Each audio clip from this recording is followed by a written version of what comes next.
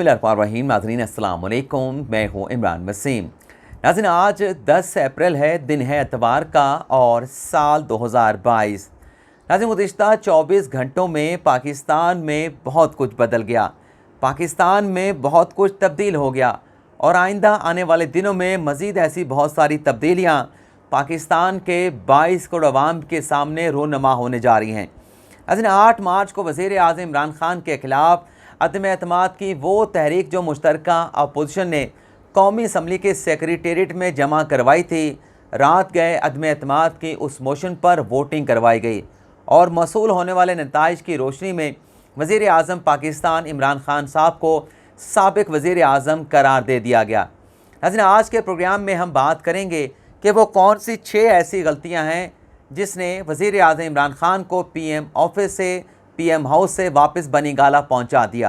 और दूसरी खबर में हम बात करेंगे कि इमरान खान की गिरफ्तारी का मामला क्या है। अदम एतमाद की तहरीक के कामयाब होने के बाद शहबाज शरीफ ने जो कौमी असम्बली में तकरीर की है, खिताब किया है, उसमें ऐसा कौन सा इशारा दिया गया है जिससे साबिक़ वज़ीर आज़म इमरान खान की गिरफ्तारी के ख़दशात पैदा होते हैं। लेकिन नाज़रीन आज की इन दोनों ख़बरों की तफसीलात में जाने से पहले हम बात करेंगे कि 9 अप्रैल को पाकिस्तान तहरीक इंसाफ के 3 आला शख्सियात की जानिब से इस्तीफ़ों की खबर सामने आई और आज 10 अप्रैल को मज़ीद 3 इस्तीफ़े पाकिस्तान तहरीक इंसाफ की 3 आला शख्सियात की जानिब से देने का ऐलान किया गया है। और उसके साथ साथ सदर मुमलिकत आरिफ अलवी साहब के मुस्तफ़ी होने का मामला क्या है, इस पर भी आप नाज़रीन के साथ गुफ्तगू करेंगे। कल नाज़रीन 9 अप्रैल को जो स्पीकर असद कैसर साहब हैं, उनके साथ जो डिप्टी स्पीकर कासिम सूरी साहब हैं और जो गवर्नर शाह फरमान हैं खैबर पख्तूनख्वा के, उनकी जानिब से अपने ओहदों से मुस्तफ़ी होने का ऐलान किया गया। बल्कि शाह फरमान साहब ने तो नाज़रीन यहाँ तक कह दिया कि अगर शहबाज शरीफ साहब वज़ीर आज़म बन के खैबर पख्तूनख्वा आएंगे तो मेरे लिए ये पॉसिबल नहीं होगा, मेरे लिए मुमकिन नहीं होगा कि मैं बतौर गवर्नर खैबर पख्तूनख्वा जो पाकिस्तान तहरीक इंसाफ का हिस्सा हूँ, जो इमरान खान के साथ खड़ा हूँ, मैं शहबाज शरीफ का वेलकम कर सकूँ, उन्हें खुशामदीद खैबर पख्तूनख्वा में कह सकूँ। ये तो नाज़रीन 3 इस्तीफ़े कल 9 अप्रैल को पाकिस्तान तहरीक इंसाफ के 3 आला शख्सियात की जानिब से देने का ऐलान किया गया और इस्तीफ़े दे भी दिए गए। 3 जो आज इस्तीफ़े 10 अप्रैल को पाकिस्तान तहरीक इंसाफ की 3 शख्सियात की जानिब से दिए गए हैं, उनकी तफसीलात भी आपके साथ शेयर कर लेते हैं। नाज़रीन पंजाब में चौधरी सरवर को तब्दील करके उमर सरफराज चीमा साहब को पंजाब का नया गवर्नर चंद रोज़ पहले बनाया गया। लेकिन अब ये खबर सामने आई है कि उमर सरफराज चीमा साहब ने भी इस बात का ऐलान कर दिया है कि जैसे ही शहबाज शरीफ साहब जो हैं वज़ारत उज़्मा का हल्फ उठाएंगे, वज़ारत उज़्मा की ज़िम्मेदारियाँ संभालेंगे, तो वो पंजाब के गवर्नर के ओहदे से मुस्तफ़ी हो जाएंगे। और वही मौक़िफ़ जो शाह फरमान का है, वही मौक़िफ़ जो है उमर सरफराज चीमा की जानिब से लिया गया कि जब पंजाब में शहबाज शरीफ आएंगे तो मेरे लिए बतौर गवर्नर, क्योंकि मैं पाकिस्तान तहरीक इंसाफ की जानिब से गवर्नर के ओहदे पर लगाया गया हूँ, मेरे लिए यह मुमकिन नहीं होगा कि मैं शहबाज शरीफ को उनका पंजाब में इस्तकबाल कर सकूँ। चौथा जो 5वां नाज़रीन इस्तीफ़ा सामने आया पाकिस्तान तहरीक इंसाफ से, उसे पाकिस्तान तहरीक इंसाफ का हिस्सा तो नहीं कहा जा सकता क्योंकि वो इस्तीफ़ा आया है attorney general for Pakistan Khalid Javed Khan साहब की जानिब से। खालिद जावेद खान साहब को फरवरी 2020 में इमरान खान साहब ने अटॉर्नी जनरल के ओहदे पर तैनात किया था। पिछले 2 सालों में चाहे वो वफाकी हुकूमत के मामलात हों, चाहे वो सूबाई हुकूमत के मामलात हों, चाहे हाई कोर्ट्स में मुकदमात हों, चाहे सुप्रीम कोर्ट में मुकदमात हों, अटॉर्नी जनरल ने वफाकी हुकूमत का और इमरान खान साहब की सूबाई हुकूमतों का हर सतह पर, हाई कोर्ट्स पर, सुप्रीम कोर्ट में बड़े भरपूर अंदाज में दिफा किया गया और इसका हुकूमती हलकों में और वज़ीर आज़म इमरान खान की जानिब से कई मरतबा जो है बड़े वाशगाफ अल्फाज में, वाज़ेह अल्फाज में इस बात का एतराफ़ भी किया गया।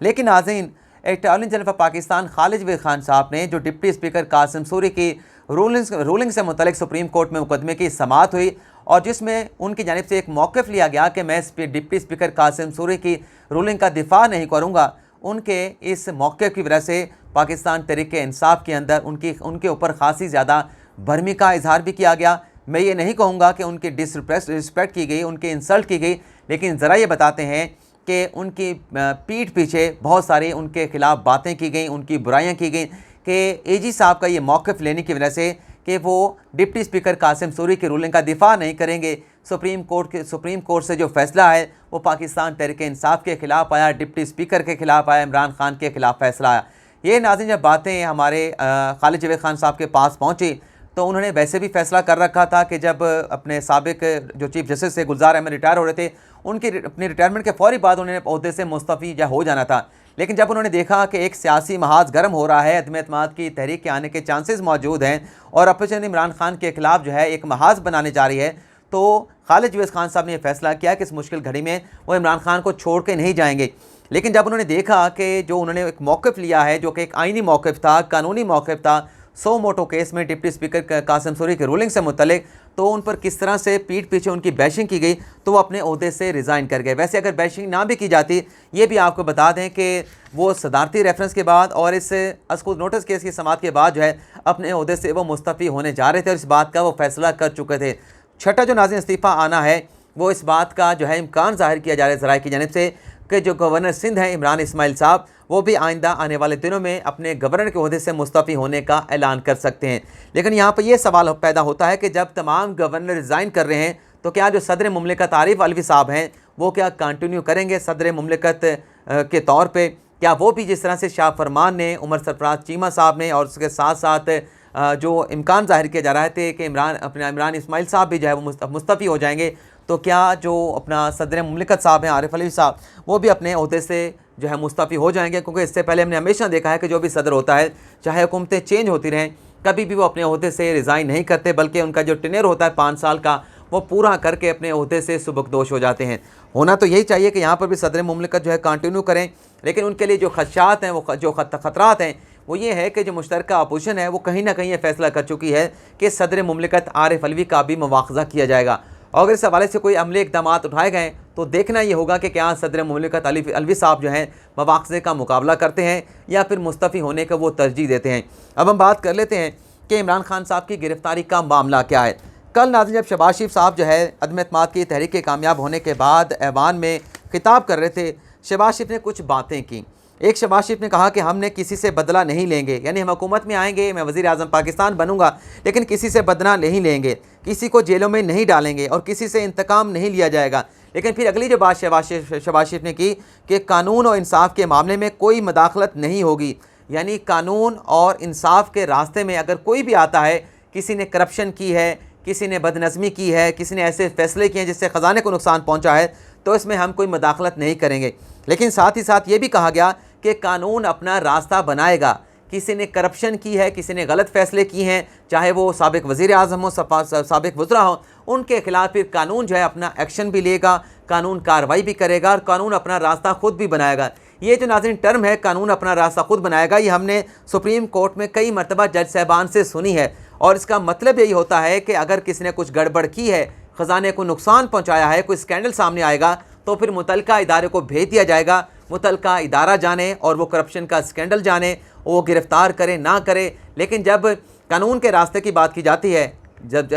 कानून के रास्ते की बात की जाती है, तो ज़ाहिर सी बात है जब गड़बड़ होगी, करप्शन होगी या और ऐसी चीज़ें होंगी, तो फिर गिरफ़्तारियाँ भी होंगी। इससे बज़ाहिर ऐसा लगता है कि खान साहब से मुतल्लिक़ अगर कोई ऐसी कोई बात सामने आती है, तोशा खाना का केस हुआ, तोशा खाना में तो क्योंकि यहाँ पर भी केस चलता रहा, जो साबिक वज़ीर आज़म के ख़िलाफ़, नवाज शरीफ के ख़िलाफ़, गिलानी के ख़िलाफ़ और अपना आसिफ अली ज़रदारी के ख़िलाफ़, उसमें तो उनको ज़मानतें लेना पड़ी थी। और खान साहब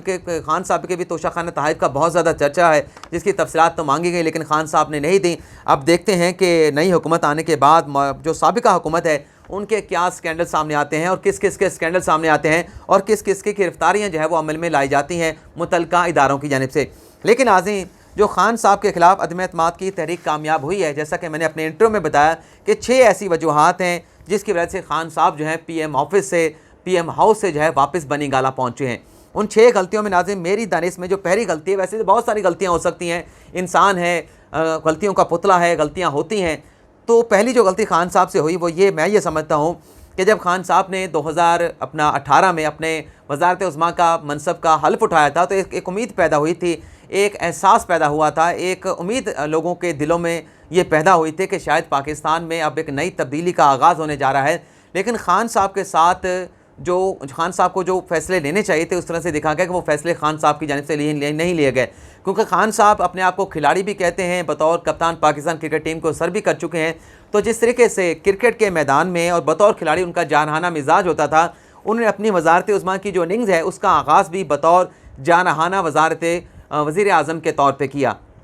हालांकि ये जो जारहाना मिजाज है, ये अगर आप अपोजिशन में होते हैं तो आपका फ़ायदा दे सकता है। आपने लोगों को मोबिलाइज़ करना होता है, अपनी सियासत को चमकाना होता है, हुकूमत पे तनकीद करनी होती है। लेकिन जब आप हुकूमत में होते हैं, आप हुकूमत में रहकर अगर जारहाना अंदाज़ अख्तियार करेंगे तो उसका आपको नुकसान होता है, क्योंकि हुकूमत की हमेशा ये कोशिश होती है कि मुल्क में इस्तेहकाम हो, मुल्क में बेयकीनी की सूरत ना हो, मामला जो है बड़े पुरअमन अंदाज के साथ आगे चलाए जाएँ, लोगों को लिफ्ट दिया जाए। लेकिन जिस तरीके से खान साहब ने जारहाना अंदाज अपनाया, और मैं कई बार ये कहता हूँ कि खान साहब तो T20 के प्लेयर थे ही नहीं, खान साहब तो 50 ओवर के प्लेयर थे, अपना टेस्ट मैचेस के प्लेयर थे। लेकिन उनके जो दाएं बाएं लोग बैठे हुए थे, उन्होंने खान साहब को T20 का प्लेयर बना दिया। और फिर जारहाना पॉलिसी का जो नतीजा है वो आपके सामने है कि मुल्क में किस तरह से माशी तौर पे अदम इस्तेकाम पैदा हुआ। माशी इस्तेकाम को छोड़ भी दिया जाए तो जो सियासी अदम इस्तेकाम पैदा हुआ, जो बेयकीनी की कैफियत पैदा हुई, वो भी खान साहब के बनी गाला जाने की एक वजह है। दूसरी जो वजह मुझे नज़र आती है, जो खान साहब को खुशामदियों ने घेर लिया था,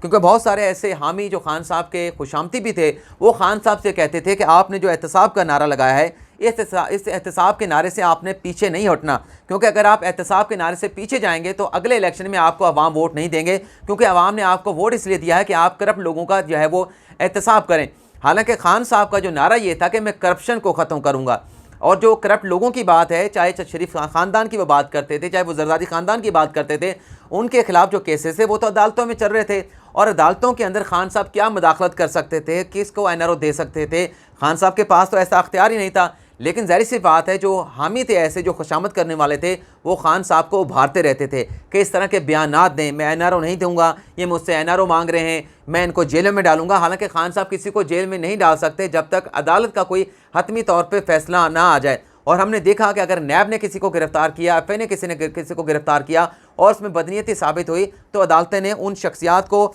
ज़मानतों पर रिहा करने का हुक्म भी दे दिया। तो एक भी वजह खान साहब की ये भी सामने नज़र आती है कि जो एहतसाब का उन्होंने नारा लगाया और गवर्नेंस को नज़रअंदाज कर दिया, अवाम की फलाह बहबूद को नज़रअंदाज कर दिया, तो ये भी खान साहब के बनी गाला वापस जाने की वजह नज़र आती है। तीसरी जो वजह नज़र आती है कि खान साहब ने गैर मुंतखब लोगों को अपने साथ मिला दिया, और जो मुखलिस लोग थे, जिसमें अलीम खान थे, जहांगीर तरीन थे, जिन्होंने पाकिस्तान तहरीक इंसाफ को बनाने में, उठाने में बहुत किरदार अदा किया था, उन्हें खान साहब ने उनका साथ छोड़ के जो गैर मुंतखब लोग थे उन्हें अपने साथ मिला दिया। चौथी जो वजह नज़र आती है, वो खान साहब ने जो फैसले किए कि पंजाब में एक कमज़ोर वज़ीर उस्मान बुज़दार को लगा दिया, इसी तरह से खैबर पख्तूनख्वा में महमूद खान को लगा दिया, तो ये फैसले भी खान साहब के गले पड़ गए। ना KP में गवर्नेंस देखने को मिली, ना पंजाब में देखने को मिली। हालांकि KP के लिए तो परवेज़ खटक साहब मौजूद थे, जो माजी में परफॉर्मेंस दे चुके थे, लेकिन उन्हें वफाक में लाया गया और खैबर पख्तूनख्वा से उन्हें फारिग कर दिया गया। पाँचवीं जो चीज़ नज़र आती है खान साहब के बनी गाला वापस जाने की, वो जो खान साहब कंप्रोमाइज़ करते रहे। यानी एक बंदे को अगर उसकी परफॉर्मेंस नहीं थी, एक जगह से उठा के दूसरी जगह लगा देते थे,